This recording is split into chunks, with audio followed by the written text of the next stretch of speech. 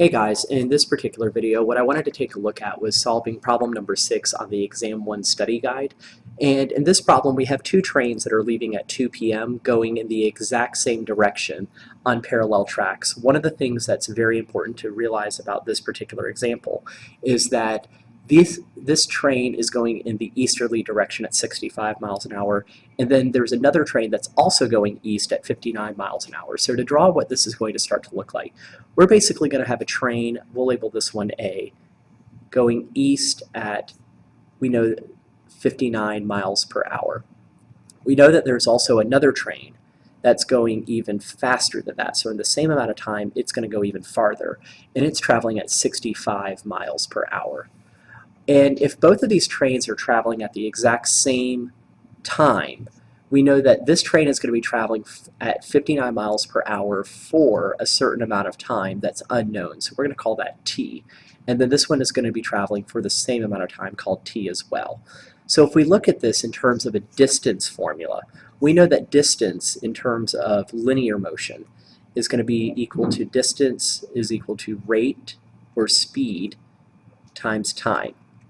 Well, in this case, we know that the distance of train A is going to be equal to 59 miles per hour times t, and we know that the distance of train B is going to be equal to 65 miles per hour times t.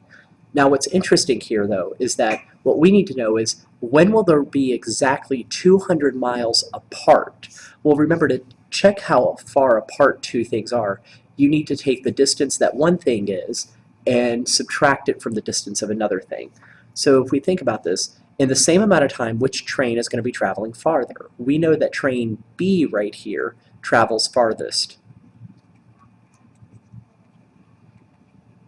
That means that ultimately, farthest, what we know is that this distance of train B minus the distance that train A travels has to come out to be exactly 200 miles. So looking at this, we know that train B travels at 65 miles per hour. So we know that we have 65 miles per hour times t minus this other quantity here of the distance that train A travels, which is 59 miles per hour times t, has to come out to be 200 miles. So looking at this now, what we're going to do is we're going to say we can take the 65 miles per hour times t minus the 59 miles per hour times t, and if we do 65 minus our 59, we end up coming up with 6 miles per hour times t. Well, remember, the goal here is that we want to get t by itself. So looking at what happens here, we want to ultimately take this 6 and divide it out on both sides. So looking at this, we have miles per hour, and remember, miles per hour is a unit, times t, which is equal to 200 divided by 6. When we look at 200 divided by 6, we actually get 33.3 repeating miles. Well, if I express this t right here as if it is a number, we know that it's t miles per hour is equal to 33.3 miles. Remember, the goal again is that we want t by itself. So doing some dimensional analysis here, remember, if I want to get rid of any new denominator in a fraction, all I have to do is multiply an equation by exactly the unit that's in the denominator. So multiplying the left-hand side and this right-hand side by the unit of hours, what's going to happen here is that this right here on the left-hand side is just going to cross out, leaving me with t miles